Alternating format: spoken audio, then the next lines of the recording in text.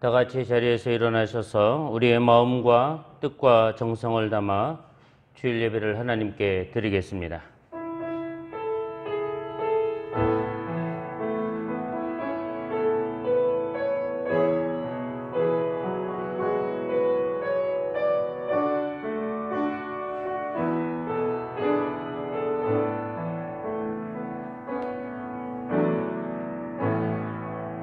하늘의 문을 여소서,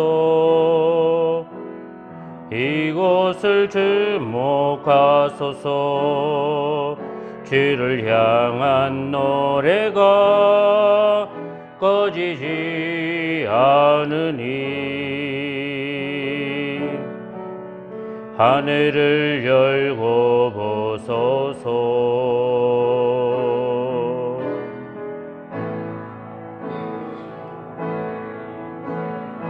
소서 주님을 기다립니다. 기도의 향기가 하늘에 닿으니 주여 힘제하여 주소서. 이곳에 오셔서 이곳에 앉으소서. 이곳에서 드리는 예배를 받으소서. 주님의 이름만이, 오직 주의 이름만 이곳에 있습니다.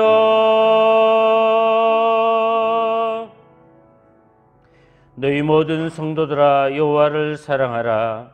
여호와께서 진실한 자를 보호하시고 교만하게 행하는 자에게 엄중히 갚으시리로다. 그러므로 예배하는 자마다 영과 진리로 예배할지니라. 아멘. 성부 성자와 성령 찬송과 영광 돌려보내세.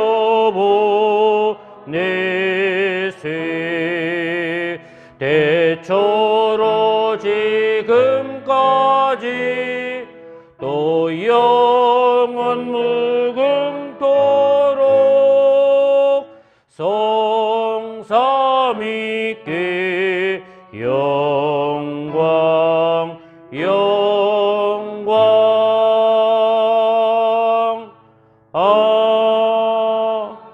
아멘. 생명의 신비들로 가득한 세상을 창조하시고 측량할 길이 없는 질서를 세우신 하나님, 존재하는 모든 것들로부터 찬양을 받으시옵소서. 광대한 우주 안에 작은 생명인 인간을 사랑하시고 아낌없이 독생자를 내어주신 놀라운 은혜의 주님, 그 사랑에 감격하여 오늘도 작은 예배자로 하나님 앞에 섭니다. 우리의 예배를 받아 주옵소서. 떨리는 작은 몸짓과 보이지 않는 우리 마음속 생각까지도 감찰하시는 주님, 이 시간 우리들의 몸짓이 하나님을 영화롭게 하기를 소망합니다. 예배하는 우리에게는 주의 성령이 이슬처럼 덮이고 단비처럼 적시게 하여 주옵소서. 예수님의 이름으로 간절히 기원하옵나이다. 아멘. 성시교독은 63번에 있는 말씀을 같이 교독하겠습니다.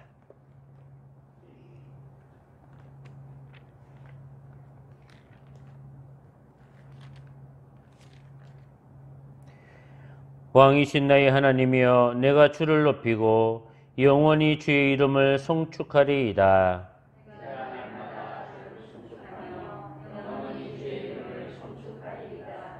여호와는 위대하시니 크게 찬양할 것이라. 그의 위대하심을 측량하지 못하리로다.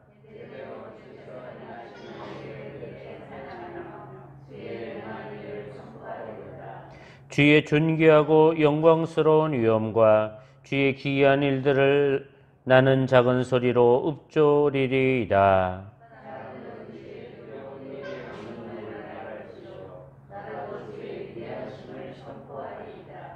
그들이 주의 크신 은혜를 기념하여 말하며 주의 의를 노래하리이다.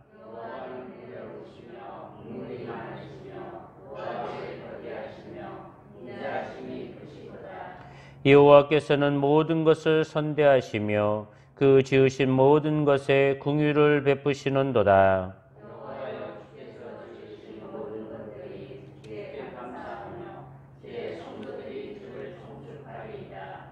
아멘. 이제 지난 한 주간의 우리의 삶을 돌이켜보며 우리가 알게 모르게 지은 죄들을 하나님 앞에 진솔하게 참회하며 고백하겠습니다.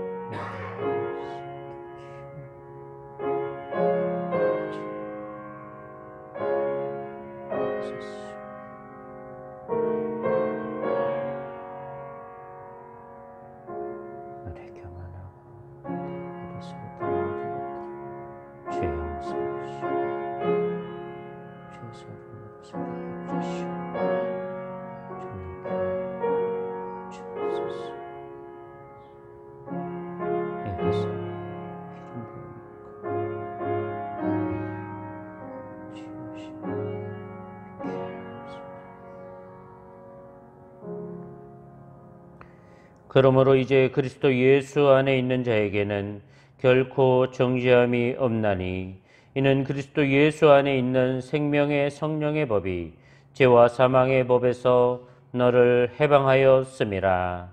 아멘. 하늘에 계신 우리 아버지, 아버지의 이름을 거룩하게 하시며 아버지의 나라가 오게 하시며 아버지의 뜻이 하늘에서와 같이 땅에서도 이루어지게 하소서. 오늘 우리에게 일용할 양식을 주시고 우리가 우리에게 잘못한 사람을 용서하여 준 것 같이 우리 죄를 용서하여 주시고 우리를 시험에 빠지지 않게 하시고 악에서 구하소서. 나라와 권능과 영광이 영원히 아버지의 것입니다. 아멘. 찬송가 540장을 찬양하면서 하나님께 영광을 돌리겠습니다.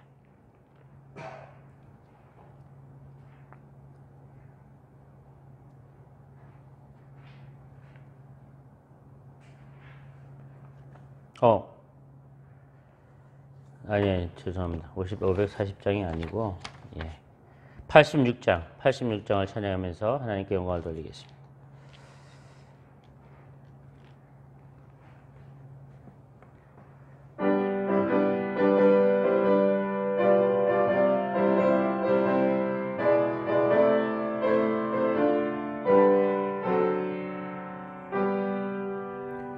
내가 늘 의지하는 예수 나의 상처 입은 심령을 불쌍하게 여기서 위로하여 주시니 미쁘신 나의 좋은 친구 내가 의지하는 예수 나의 사모하는 친구 나의 기도 들으사 응답하여 주시니 미쁘신 나의 좋은 친구 주의 손을 의지하고 살 때 나를 해할 자가 없도다. 주님 나의 마음을 크게 위로하시니 미쁘신 나의 좋은 친구 내가 의지하는 예수 나의 사모하는 친구 나의 기도 들으사 응답하여 주시니 미쁘신 나의 좋은 친구 내가 요단강 건너가며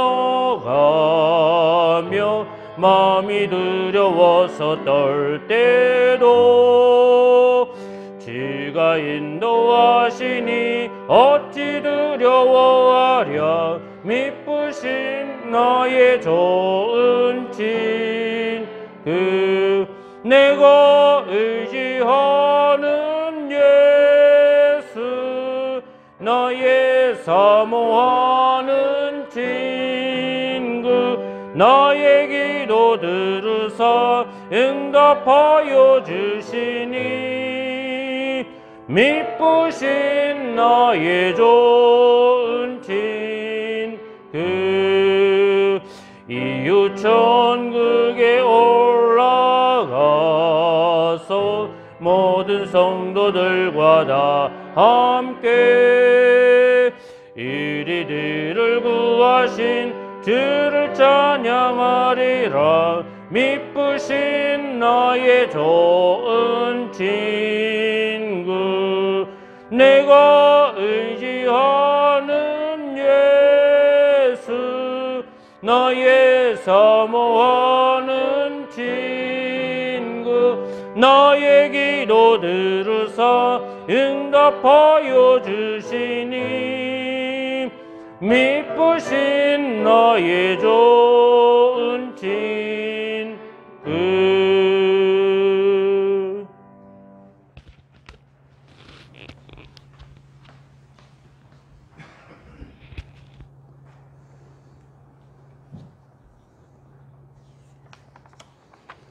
기도드리겠습니다.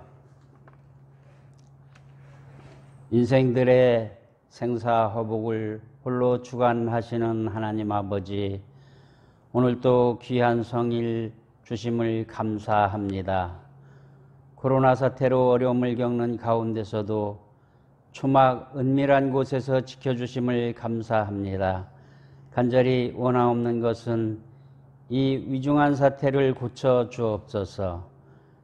잃었던 자유를 되찾게 하시고 마음껏 주님을 경배하며 찬양토록 인도하옵소서. 이 나라와 민족을 사랑하여 주옵소서. 어려운 경제 사정을 회복해 하옵소서. 이 고통받는 시대에 먼저 믿는 저희들이 솔선수범하게 하시고 하나님 말씀 앞에 무릎 꿇게 하시고 순종하여 하나님 영광이 드러나도록 인도하여 주옵소서. 이 땅 외의 교회들이 주님께서 부여하신 사명과 본분을 깨닫고 올바른 생명의 길로 나갈 수 있도록 인도하옵소서. 여야 정치 지도자들을 인도하여 주셔서 이 나라의 민생과 경제를 살리며 올바른 판단과 결정을 할 수 있도록 이끌어 주옵소서. 주님께서 사랑하시는 하늘궁 성도들을 인도하옵소서. 주님 앞에 배없는 즐거움을 회복해 하시고 하늘 보좌에서 내려주시는 생명 양식을 사모하게 하옵소서. 코로나 공포와 질병의 고통 중에 있는 연약한 심령들을 붙드시고 강하고 담대한 믿음의 장부들로 축복하옵소서. 오늘도 변함없이 하나님의 귀한 말씀 증거하시는 목사님을 성령의 능력 가운데 붙드시고 인도하옵소서. 말씀을 듣는 모든 성도들이 아멘으로 화답하게 하시고 말씀 의지하여 마지막 때 험한 세상을 헤쳐나갈 수 있도록 역사하여 주옵소서. 믿는 자들의 힘이 되시며 소망 되신 예수님의 거룩하신 이름으로 감사하며 기도하옵나이다. 아멘.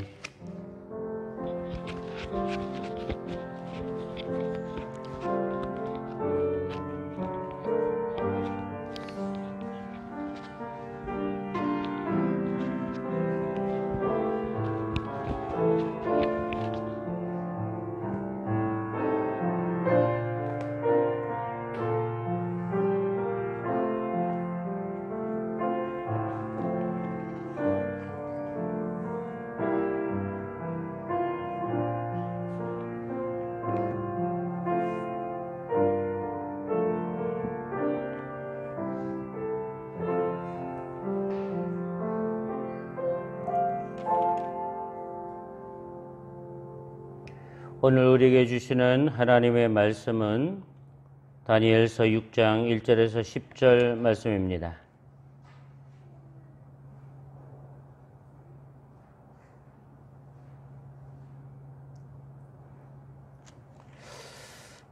구약성경 1241쪽에 있습니다. 하나님의 말씀을 봉독하겠습니다. 다리오가 자기의 뜻대로 고관 120명을 세워 전국을 통치하게 하고 또 그들 위에 총리 셋을 두었으니 다니엘이 그 중에 하나이라. 이는 고관들로 총리에게 자기의 직무를 보고하게 하여 왕에게 손해가 없게 하려 함이었더라. 다니엘은 마음이 민첩하여 총리들과 고관들 위에 뛰어나므로 왕이 그를 세워 전국을 다스리게 하고자 한지라. 이에 총리들과 고관들이 국사에 대하여 다니엘을 고발할 근거를 찾고자 하였으나 아무 근거, 아무 허물도 찾지 못하였으니 이는 그가 충성되어 아무 그릇됨도 없고 아무 허물도 없음이었더라. 그들이 이르되 이 다니엘은 그 하나님의 율법에서 근거를 찾지 못하면 그를 고발할 수 없으리라 하고 이에 총리들과 고관들이 모여 왕에게 나아가서 그에게 말하되 다리오 왕이여 만수무강하옵소서. 나라의 모든 총리와 지사와 총독과 법관과 관원이 의논하고 왕에게 한 율법을 세우며 한 금령을 정하실 것을 구하나이다. 왕이여 그것은 곧 이제부터 30일 동안에 누구든지 왕 외에 어떤 신에게나 사람에게 무엇을 구하면 사자굴에 던져 넣기로 한 것이니이다. 그런즉 왕이여 원하건대 금령을 세우시고 그 조서에 왕의 도장을 찍어 메대와 바사에 고치지 아니하는 규례를 따라 그것을 다시 고치지 못하게 하옵소서 하매 이에 다리오 왕이 조서에 왕의 도장을 찍어 금령을 내니라. 다니엘이 조서에 왕의 도장이 찍힌 것을 알고도 자기 집에 돌아와서는 윗방에 올라가 예루살렘으로 향한 창문을 열고 전에 하던 대로 하루 3번씩 무릎을 꿇고 기도하며 그의 하나님께 감사하였더라. 아멘. 오늘도 하나님께 기쁜 마음으로 예배하러 나온 사랑하는 성도님들 위해 그리고 각 가정에서 영상으로 예배하는 하늘꿈 모든 성도님들 위해 하나님이 예배하신 은혜와 은총이 함께하기를 주님의 이름으로 축복합니다. 우리 옆 사람 축복하겠습니다. 하나님의 은혜와 사랑이 함께하길 바랍니다.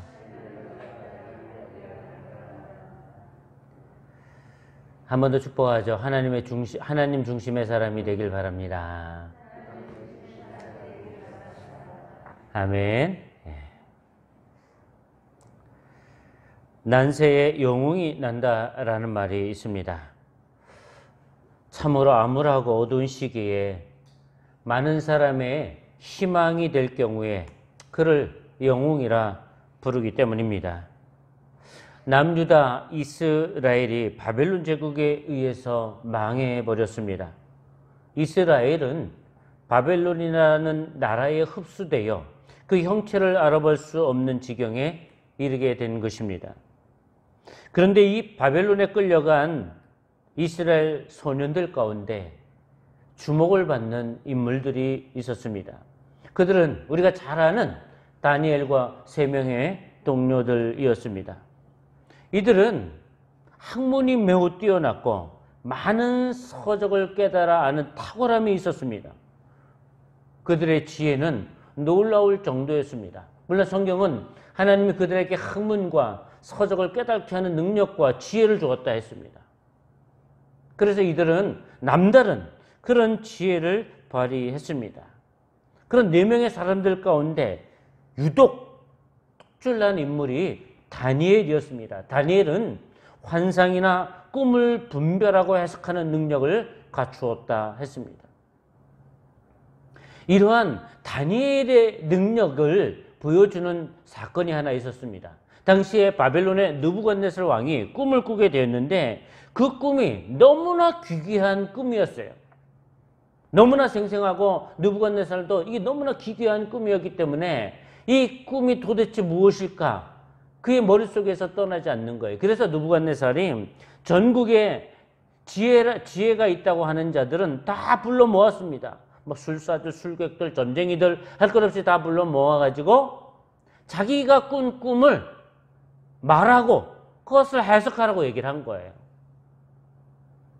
아니 꿈이 무슨 꿈인지를 이야기하면 나름대로 자기들 뭐 방법대로 그것을 해석하는 얘기들을 하지 않았겠습니까? 그것이 맞거나 틀리거나 간에 뭐 이런저런 얘기를 할 수 있을 것입니다. 근데 이 느부갓네살이 자기가 꾼 꿈이 너무 기괴하다 보니까 이거를 내가 꿈을 얘기해주고 해석하게 하는 것보다 정말 능력 있는 자라면 내가 꾼 꿈을 너희들이 알아서 얘기하고 해석하라는 거예요. 그런 명령을 내렸는데 누가 이 느부갓네살의 꿈을 그걸 맞추겠어요? 아무도 그 꿈을 맞추지 못하는 거죠. 그러니까 너무나 흥분한 이 왕이 모든 지혜자를 다 숙청하라고 한 것입니다. 그런 명령을 내렸어요. 이런 절체절명의 위기 가운데 다니엘이 왕이 꾼 꿈을 말하고 그 꿈의 해석을 다 얘기해버린 것입니다. 이렇게 왕이 꾼 꿈을 누구에게도 말하지 않는데 다니엘이 그 꿈 내용을 정확하게 말하고 그것을 해석했는데 그 해석이 너무나 명쾌한 거예요. 그래서 그때부터 다니엘은 느부갓네살의 절대적인 신임을 얻게 된 것입니다. 그리고 바벨론 제국을 관할하게 하는 총리로 임명하게 된 것이죠. 그렇게 다니엘은 바벨론의 포로로 끌려가서도 아주 중요한 직책을 맡아서 그 일을 감당하게 된 것입니다. 그리고 오랜 시간이 흘렀어요. 다니엘이 포로로 끌려온 간지 약 70여 년의 세월이 흘렀습니다. 근데 그쯤에 바벨론 제국에 아주 놀라운 큰 변화가 일어났습니다. 그 영원할 것만 같은 바벨론 제국이 멸망한 거예요. 당시에 바벨론 옆쪽에는 메대와 바사라고 하는 나라들이 있었습니다. 근데 그 메대와 바사가 통합이 되면서 점점 그 세력이 강성해지더니 바벨론을 함락시킨 것입니다. 바벨론이 무너지고 오늘 성경에 보니까 이 5장 31절에 보면 메대 사람 다리오가 나라를 얻었는데 그때의 다리오는 62세였더라 라고 얘기하고 있어요. 그러니까 메대 사람 다리오가 바벨론을 접수하고 그리고 바벨론을 다스리게 되었다는 거예요. 근데 뭐 이런 어간은 우리가 설명하려면 복잡합니다. 어쨌든 이 다리오가 바벨론의 새로운 왕이 된 것입니다. 그러니 당시에 이 다리오는 그 나라가 얼마나 컸겠습니까? 너무나 크니까 여러 방백들을 둔 거예요. 쉽게 얘기하면 각 지역마다 통치자들을 한 120명을 세운 겁니다. 통치자들을. 근데 그 120명의 통치자들을 세운 그 위에 총리를 3명을 두었어요. 그러니까 총리를 3명이나 둘 정도니까 나라가 얼마나 방대했는지를 알 수가 있지 않겠습니까? 근데 그 총리 3명을 세우는 그 총리 가운데 다니엘이 포함된 것입니다. 참으로 놀라운 일이 아닐 수가 없습니다. 이 다니엘은 바벨론의 총리였잖아요. 그죠? 근데 이 바벨론이 무너졌어. 무너졌는데 새로운 총리를 세우는데 이 메대 사람, 이 다리오가 왕이 됐잖아요. 메대 사람. 그러면 보통은 총리 3명을 세운다 할지라도 메대 사람을 총리로 세우는 게 당연하지 않겠습니까? 바벨론은 망한 나라예요. 그러니까 다니엘이 총리가 될 수 없는 것이죠. 그런데도 다니엘이 그 3명의 총리 중에 한 사람이 될 수 있었다는 거예요. 그 얘기는 다니엘에 대한 그 진가가 이미 많은 사람들에게 알려져 있었다는 거예요. 당시에 메대와 바사에도 다니엘에 대한 진가는 잘 알려져 있었다는 것이죠. 그가 가지고 있는 지혜나 역량, 그의 성품, 그것이 능히 총리로 세울 만한 그런 자격을 갖추고 있었다고 본 것이죠. 그래서 다리오가 총리 셋을 딱 두게 된 것입니다.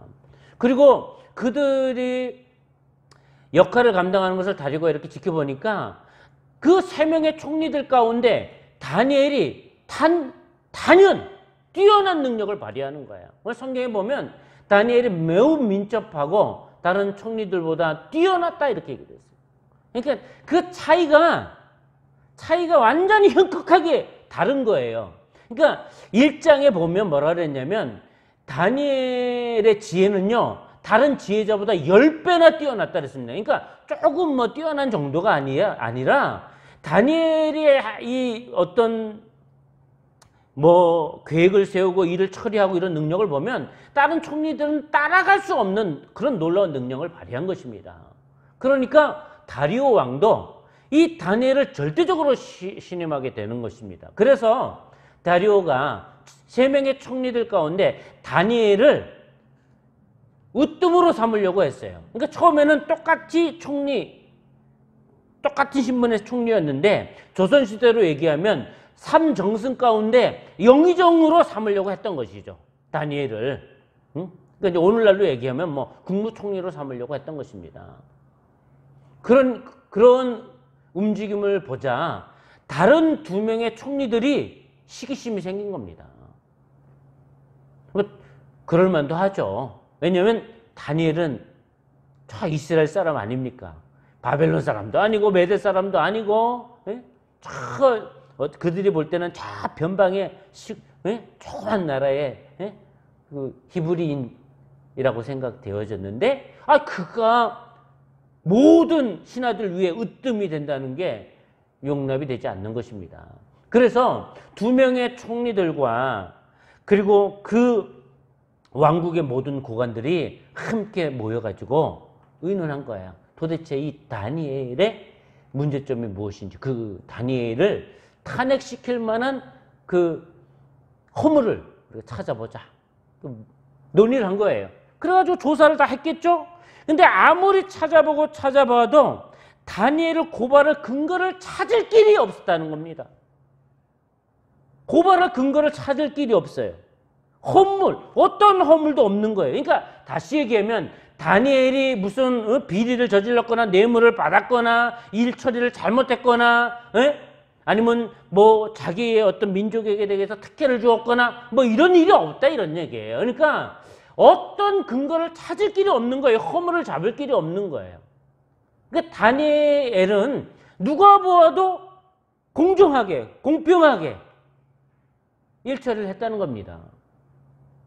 자기 재산을 증식하기 위해서 막 행하는 것도 하나도 없다는 거예요. 이런 지경에 이르자 당시의 총리들과 고관들이 음모를 꾸미기로 작정을 한 겁니다. 이건 도저히 다니엘이 지금까지 행해온 것 중에서는 이 허물을 잡을 건덕지가 없으니까 그가 믿는 그 하나님의 율법을 근거로 삼아가지고 우리가 올무를 놓자. 이렇게 계획을 한 거예요. 그래서 이들이 모의해가지고 짠 게 뭐냐면 왕에게 찾아가가지고 왕에게 이런 금령을 선포하라고 얘기한 거예요. 그게 뭐냐면 지금부터 30일 동안은 어떤 신에게나 어떤 사람에게 기도하지 못하게 하는 금령을 내리시라는 거예요. 그런데 그렇게 한 이유는 이렇게 해서 왕의 권위를 더 견고하게 해서 왕의 명령이 추상과 같은 명령임을 온 제국에게 선포할 필요가 있다. 뭐 그렇게 얘기하지 않았겠습니까? 그러니까 한시적으로 30일 동안은 이런 금령을 다 좀 빼가지고 왕의 명령의 엄격함을 나타내기를 이런 주청을 올린 겁니다. 그러니까 다리오 왕이 그 얘기를 들어보니까 나쁘지 않잖아요. 네? 그 왕권을 더 강화하기 위해서 한시적으로 그것도 한 달 정도지요. 한시적으로 그런 금령을 내리게 하는 것이니까. 그래서 다리오 왕이 그걸 허락하게 돼요. 그래가지고 지금부터 30일 동안 어떤 신에게나 어떤 사람에게 구한다. 그러니까 기도하는 거죠. 어떤 신에게나 사람에게 기도하는 자는 사자굴에 던져버리겠다는 그런 금령을 내리게 된 것입니다. 그리고 조서를 내려서 전국에 다 방을 붙이게 된 거야. 왕의 도장을 딱 찍어가지고 방을 딱 붙이게 된 거야. 근데 이러한 왕의 명령이 내려진 것이 다니엘 패스하고 왕의 명령이 내려진 거예요. 다니엘이 그 사실을 아는 것입니다. 다 알아요. 그럼에도 불구하고 다니엘은 자기 집에 돌아가서 윗방에 올라가서 예루살렘을 향하여 기도합니다. 다니엘은 하루에 3번 꼭 그 기도하는 습관이 있었는데 동일하게 하루에 3번 예루살렘을 향해서 기도하는 것입니다. 이러한 다니엘의 모습을 보면서 음모를 꾸민 자들은 어떤 마음이었을까요? 드디어 걸려들었다. 우리가 놓은 덫에 다니엘이 걸렸다고 쾌재를 부르지 않았겠습니까? 당시에 왕이 내린 명령은 고칠 수 없는 법령이라 이래가지고 왕이 그 명령을 돌이킨다는 것은 왕의 체면이 손상되는 거예요. 체면만 손상되는 게 아니라 왕의 권위가 확 추락하는 거예요. 그러니까 그걸 번복할 수가 없는 것입니다. 그걸 노린 것이죠, 이 신하들이. 그래서 다니엘이 거기에 걸려들게 한 것입니다. 근데 다니엘은 그 조서를 알잖아요. 알매도 불구하고 왜 예루살렘을 향하여 기도하기를 멈추지 않은 것일까요? 뭐 이렇게 생각해 볼 수도 있지 않습니까? 한 30일 동안만 기도를 쉬면 되지 않을까? 뭐 애써 기도해야 한다면 그냥 은밀하게 기도하면 되지 않을까? 뭐 꼭 그렇게 드러나게 기도할 필요가 있을까? 성경에 보면 이렇게 얘기를 했어요. 이 다니엘이 창문을 열고 10절에 보면 예루살렘을 향하여 창문을 열고 전에 하던 대로 하루 3번씩 무릎을 꿇고 기도했다 이랬습니다. 그러니까 이렇게 생각할 수도 있잖아요. 꼭 창문을 열고 기도하지 않고 방에 들어가서 그냥 기도하면 기도하는지 안 하는지 그거 누가 알겠어. 응? 그렇게 해도 되지 않나? 그런 생각을 할 수도 있지 않겠습니까? 왜 꼭 창문을 열고 기도함으로 다른 사람들이 기도하는 모습을 보게 한 이유는 무엇일까? 이렇게도 생각할 수 있지 않겠습니까? 여러분은 어떻게 생각합니까?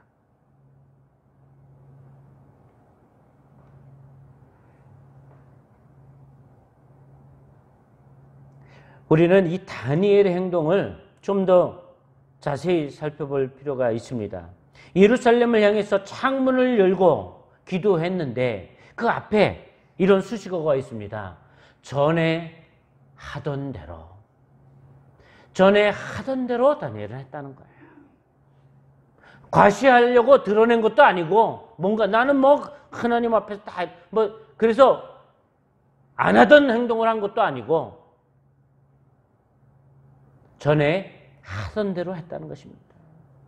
다니엘은 늘상 이것이 그의 패턴이었다는 거예요. 그의 삶의 자세였다는 거예요. 하나님 앞에서. 다니엘이 기도할 때 하루에 3번씩 무슨 기도를 했을까요? 지금 다니엘이 포로로 끌려온 지 70여 년의 세월이 흐른 거예요. 다니엘은 1차 포로자로 끌려온 사람이에요. BC 605년에. 그리고 바벨론이 멸망했으니까 70년 만에 포로 귀환이 된다고 했잖아요. 그러니까 약 70년이 지난 거예요.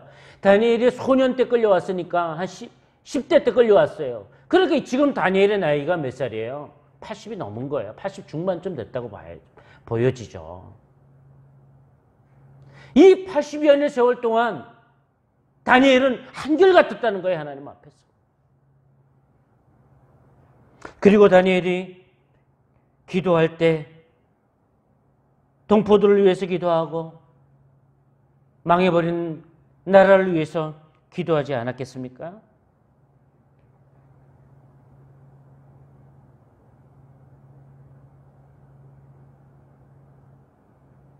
다니엘은 항상 그 패턴을 유지했다는 것입니다. 다니엘은 지금 총리의 반열에 있어요. 총리의 위치에 있어요.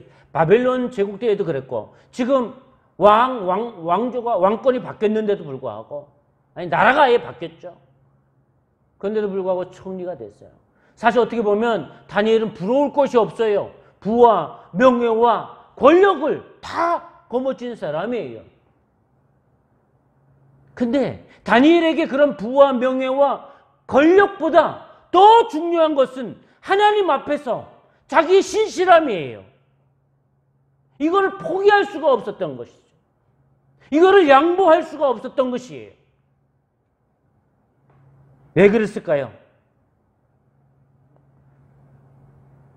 다니엘은 자기가 여기까지 이르게 된 모든 것은 하나님의 절대적 은혜임을 알았기 때문이에요.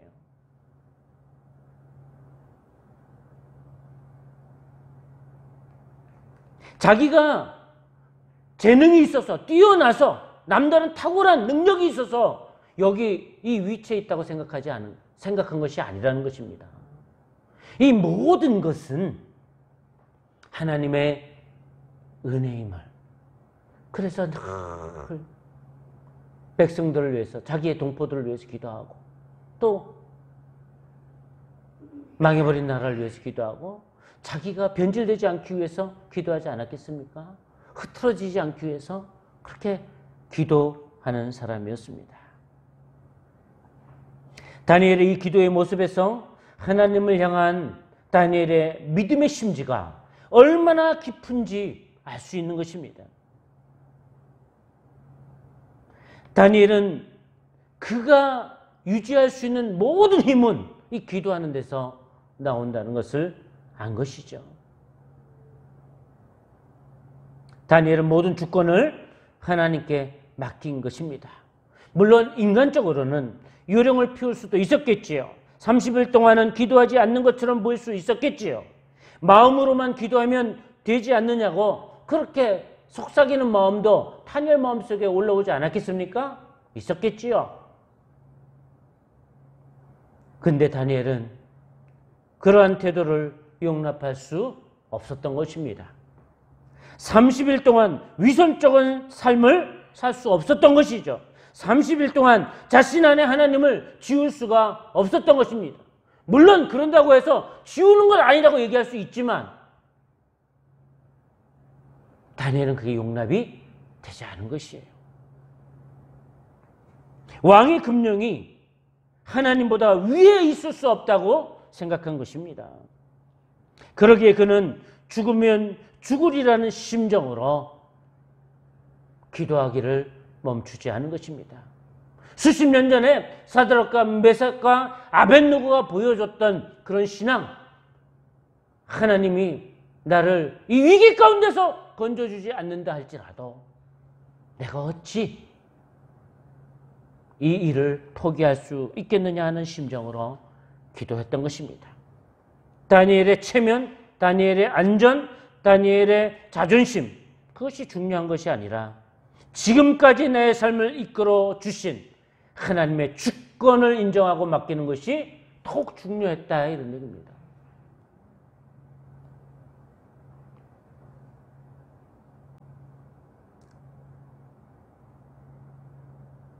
다니엘은 상황에 따라서 카멜레온처럼 변하는 태도를 취하면서 자신의 행동을 합리화시키는 그런 사람이 아니었습니다.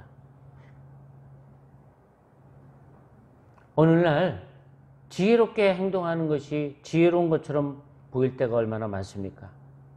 그러나 그러한 선택을 하는 순간 말씀보다 진리보다 기교가 앞서게 되고 하나님의 절대적 주권을 인정하는 것은 무너지고 자신의 요령과 판단, 타협이 앞서게 됩니다.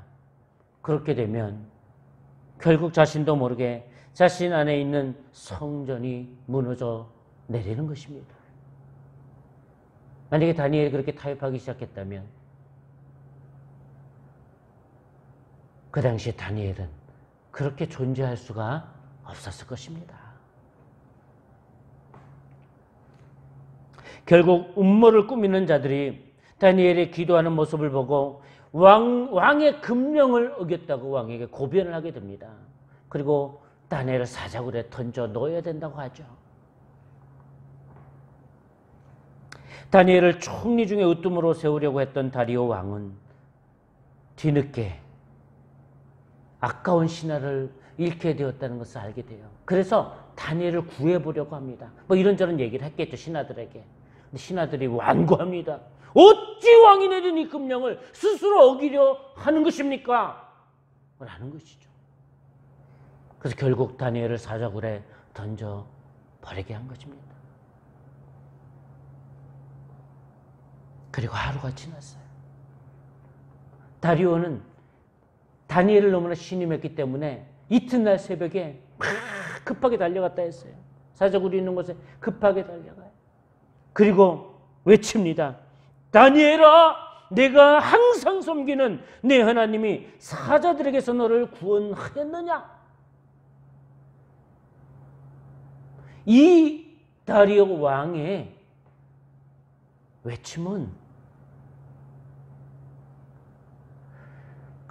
큰 울림이 되지 않았겠습니까? 그리고 그 짧은 정막 속이 얼마나 그 긴장이 흘렀겠어요.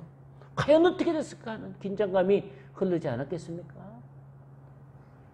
근데 그 안에서 다니엘 목소리가 들리는 거예요. 하나님이 천사를 보내셔서 사자들의 입을 봉했습니다.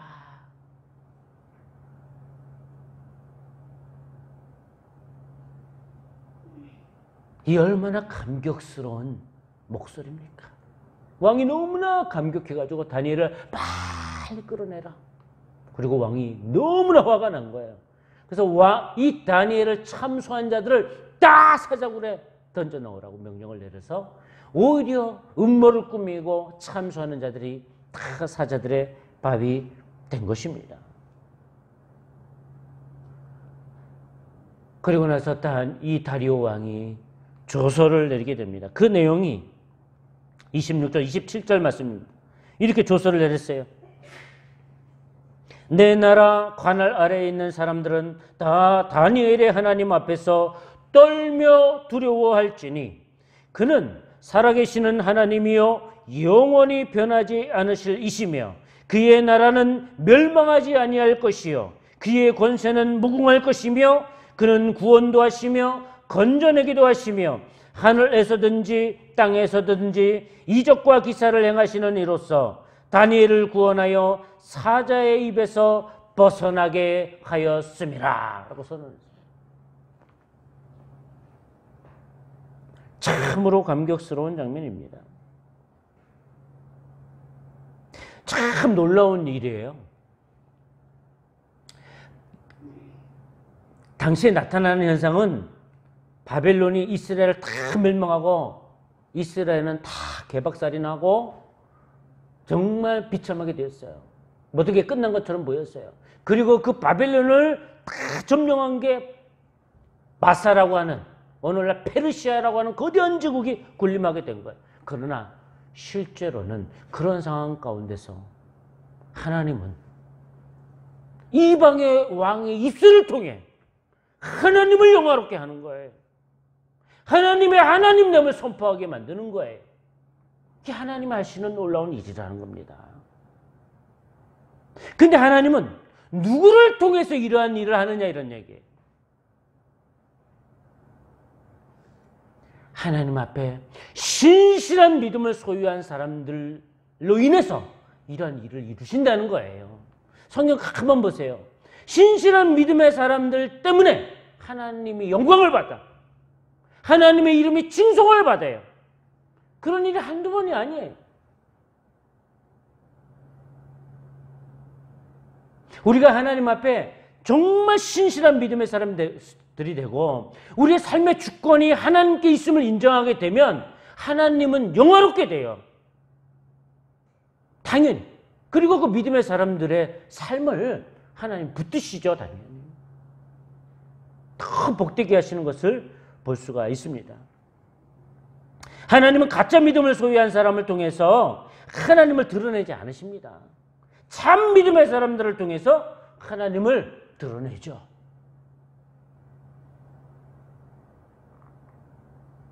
이게 하나님이 하시는 일이에요.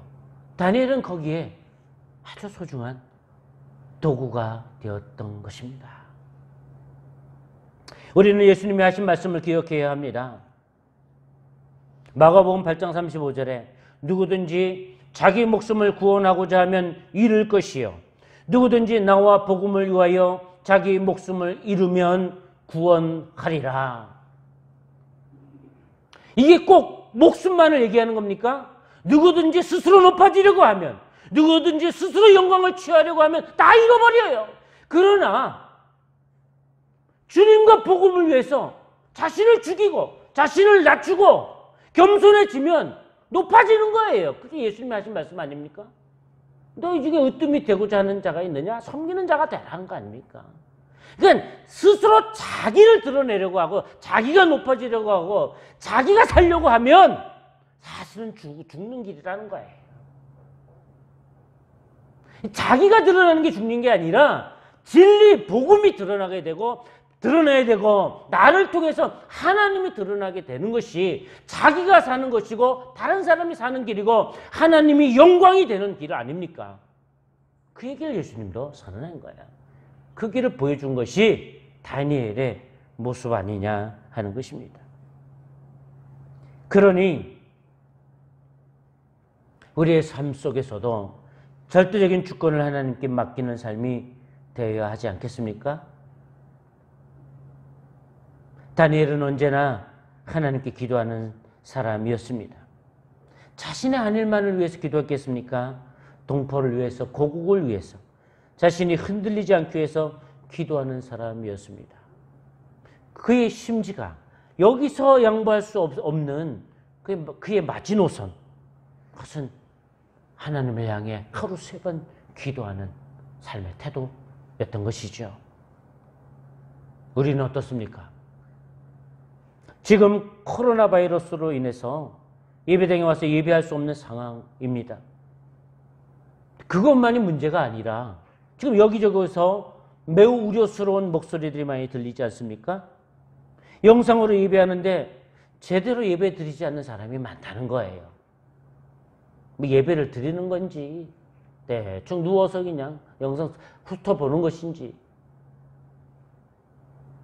정말 나는 이런 전국에 하나님 앞에서 어떤 믿음을 소유하고 있는가 다 자신을 점검해 볼 수 있는 아주 중요한 시기라고 볼 수 있는 것입니다.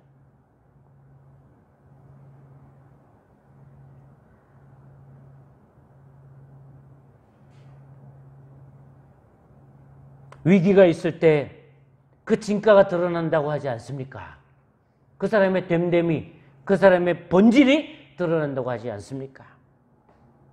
코로나 전국 이때 사실 어찌 보면 우리는 더 기도해야 할 때 아니겠습니까?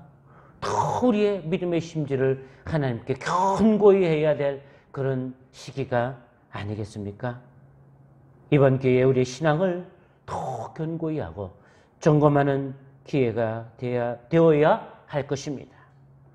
우리도 거룩한 습관을 잘 유지하여 어떤 위기와 유혹에도 흔들리지 않는 참 믿음의 사람들이 되기를 주님의 이름으로 축복합니다. 기도하겠습니다. 사랑의 아버지 하나님, 위기가 닥칠 때 우리의 진가가 드러나는 줄 압니다.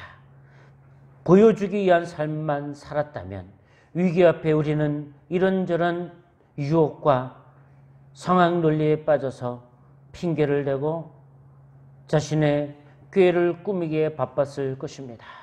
그러나 하나님 앞에 그 심지가 견고한 자는 흔들리지 아니하는 믿음을 소유하게 되고 하나님께 영광을 돌리는 삶을 살게 되는 줄 믿습니다.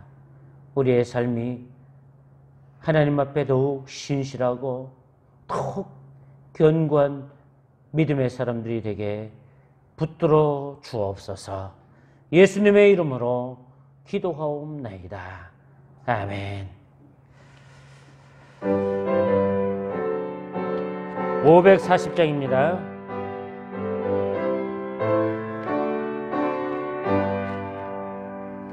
주의 음성을 내가 들으니 사랑한단 말일세. 믿는 마음으로 주께 가오니 나를 영접하소서. 내가 매일 십자가 앞에 더 가까이 가오니 그새 저의 흘린 법의 피로써 나를 정케 하소서.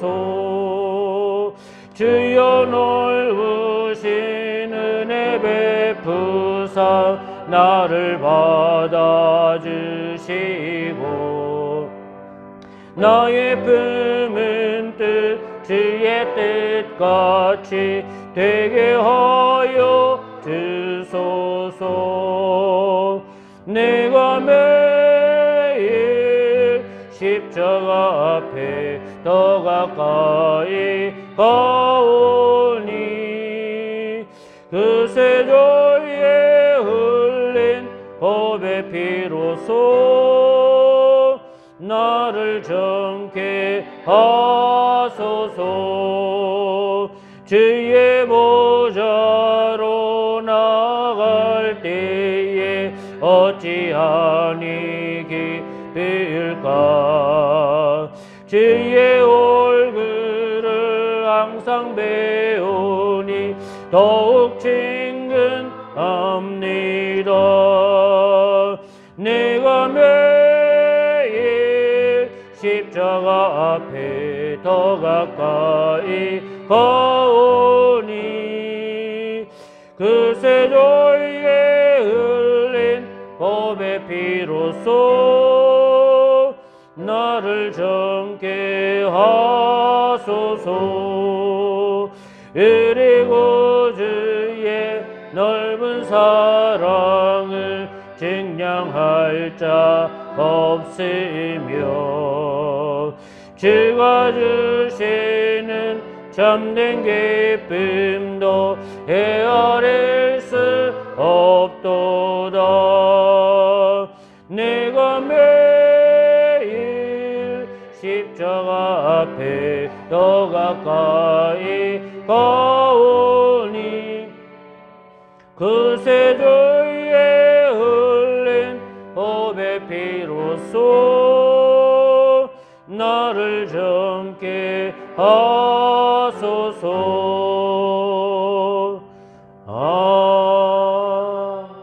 아멘. 사랑의 아버지 하나님, 예배하며 견념을 함께 올려드립니다. 어렵고 힘든 가운데서도 예배할 수 있는 이런 은혜가 있음을 감사드립니다. 감사하는 마음으로 드린 예물을 기쁘게 받으시고 사용되어지는 곳에 하나님의 은혜가 함께 하기를 원하고 드린 손길들마다 주님 늘 감찰하시고 붙드셔서 이 땅을 잘 헤쳐나가게 하시고 하는 일들마다 좋은 결실을 맺을 수 있도록 은총을 베풀어 주옵소서. 주님이 기쁘게 받으시는 줄 믿사오며 예수님의 이름으로 기도하옵나이다. 아멘. 예, 교회 소식을 전해드리겠습니다.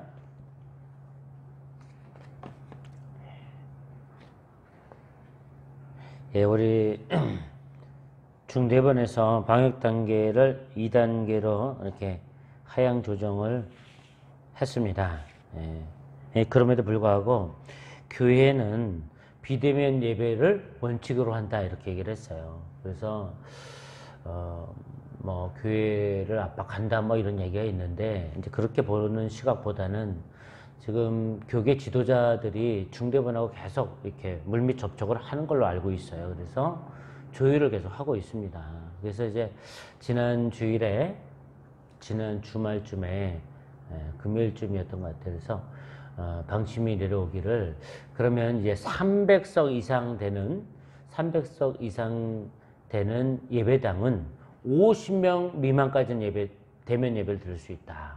근데 300석 미만이 되는 예배당은 20인 미만으로 예배를 드려라. 근데 그걸 합의를 보고 발표가 난 거예요. 그래서 지금 상황은 조금 이제 완화가 되었지만 아직까지는 좀 더 조심하기를 간절히 원하고 있어요. 중대본에서도 그렇게 원하고 있고 우리가 이런 일에 좀 협조를 해야 되지 않을까 하는 생각이 들고 지금 이제 중대본에서는 추석 연휴 때문에 또 많이 긴장을 하고 있는 상황이다 보니 조금 불편해도 조금 더 인내할 필요가 있지 않나. 아마 이번 주에 또 새로운 어떤 발표가 날지도 모르겠습니다. 이제 그렇게 되면 우리가 주중에 공지를 해서 어떤 대면 예배를 시도하던 그런 계획을 있으면 이렇게 공지하도록 하겠습니다.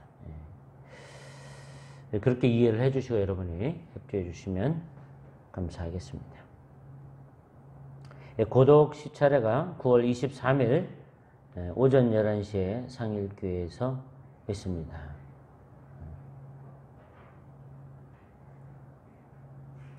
그리고 우리가 그동안 지원하고 기도했던 요르단 선교사로 활동하던 정한길 주보라 선교사 가정이 이제 국내로 완전히 복귀를 했어요. 이 지금 거기 뭐 코로나 전국 때문에 어려운 거예요, 다. 네, 지금 선교사들도.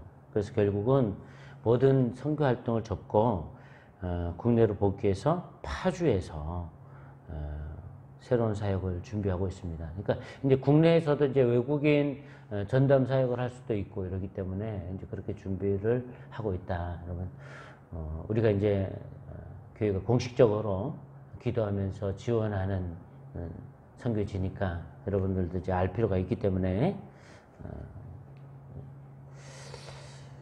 선교사님들의 상황을 말씀드립니다. 여러분께서 기도해 주시면 감사하겠습니다. 다음 주 예배 기도는 우리 방종수 전도님이 해 주시겠습니다. 나머지는 주보를 참고하시면 되겠습니다. 우리 그러면 다 같이 자리에서 일어서시겠습니다.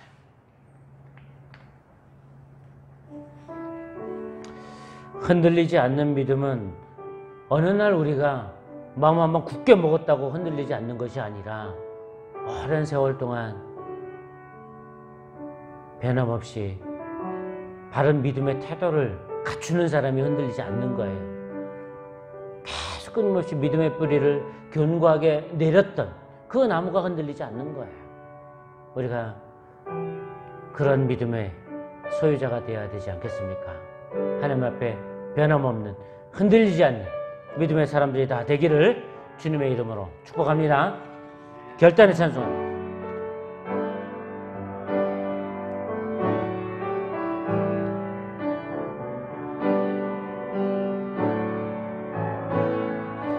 말씀하시면 내가 나아가리라. 주님 뜻이 아니면 내가 멈춰서리라.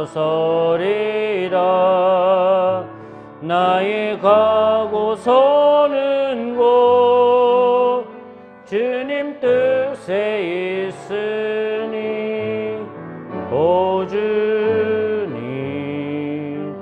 나를 이끄소서. 뜻하신 그곳에 나 있기 원합니다. 이끄시는 대로 순종하며 살리니 연약한 내 영혼 통하여 일하소서. 주님 나라와 그 뜻을 위하여 뜻하신 그곳에 나 있기 원합니다. 이끄시는 대로 순종하며 살리니 연약한 내 영혼 통하여 일하소서. 주님 나라와 그 뜻을 위하여 오 주님 나를 이끄소서.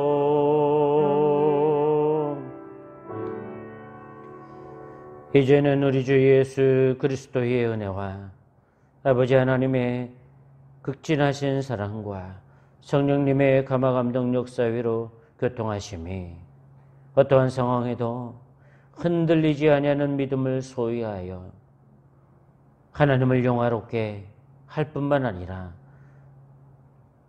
자신이 흔들리지 아니하는 온전한 믿음의 사람으로 그리고 자신의 주변에 있는 사람들을 선한 길로 인도하기를 다짐하는 예배한 모든 예배자들과 하늘꾼 모든 성도님들 위해 영원히 함께 하시기를 축원하옵나이다. 아멘.